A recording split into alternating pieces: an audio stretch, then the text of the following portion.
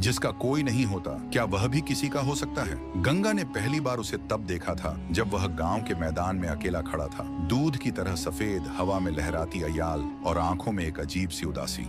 वह बाकी घोड़ों से अलग था, कोई उसे छू भी नहीं सकता था। गांव के लोग कहते थे ये किसी का नहीं हो सकता, लेकिन गंगा को ऐसा नहीं लगा। शायद वह किसी का इंतजार कर रहा था। गंगा 10 साल की थी, चंचल, हंसमुख और जिद्दी। वह हर उस चीज को समझने की कोशिश करती जिसे दूसरे नजरअंदाज कर देते। जब उसने सफेद घोड़े को पहली बार देखा तो उसके मन में कई सवाल उठे। माँ, ये घोड़ा हमेशा अकेला क्यों रहता है? माँ ने हल्की सांस लेते हुए कहा, क्योंकि इसने अपना सबसे अच्छा दोस्त खो दिया है। गांव के बुजुर्गों के अनुसार ये घोड़ा चंद्र था, किसी वीर योद्धा का साथी। लेकिन जब उसका मालिक युद्ध में मारा गया, तब से चंद्र इंसानों से दूर भागने लगा। उसे पकड़ने की कोशिश कई बार की गई, मगर हर बार नाकामी ही हाथ लगी। लोगों ने चंद्र को अशुभ मान लिया। अब कोई उसके पास जाने की हिम्मत नहीं करता था। लेकिन गंगा अलग थी। उसने ठान लिया कि वह चंद्र से दोस्ती करके रहेगी। अगली सुबह गंगा सेब और गुड़ लेकर मैदान में पहुंची। उसने चंद्र से कुछ दूरी पर बैठकर सेब जमीन पर रख दिया, लेकिन चंद्र ने उसकी तरफ देखा तक नहीं। गंगा ने यह प्रक्रिया हर दिन दोहराई।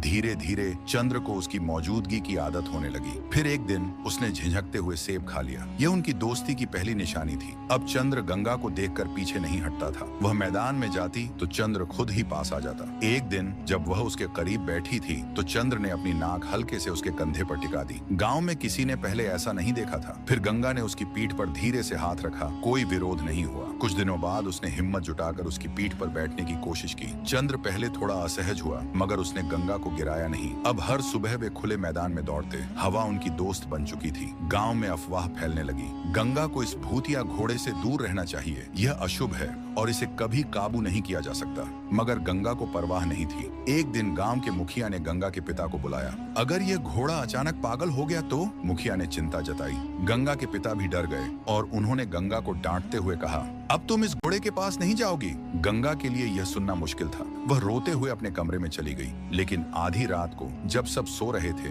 गंगा चुपचाप उठी और चंद्र के पास चली गई। मैं तुम्हें छोड़ नहीं सकती चंद्र, उसने धीरे से कहा।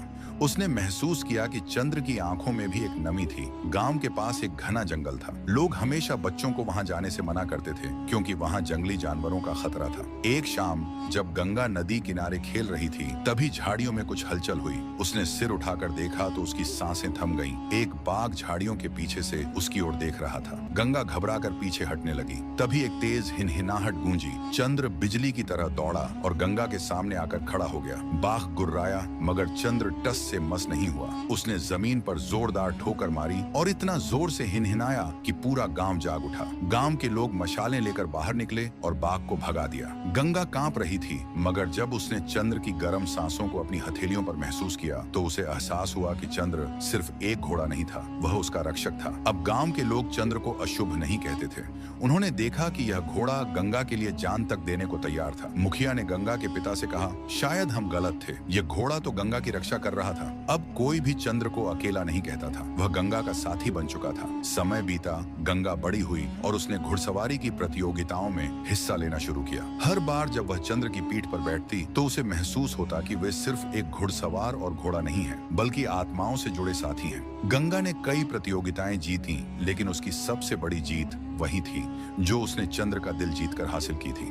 बरसों बाद जब गंगा बूढ़ी हो गई तो चंद्र भी थक चुका था। एक दिन गंगा उसे अपने पुराने मैदान में ले गई और प्यार से उसकी पीठ सहलाने लगी। हमने साथ कितने साल बिता दिए चंद्र, उसने धीमी आवाज में कहा। चंद्र ने उसकी तरफ देखा और एक आखिरी बार उसकी हथेलियों को अपनी नाक से छुआ।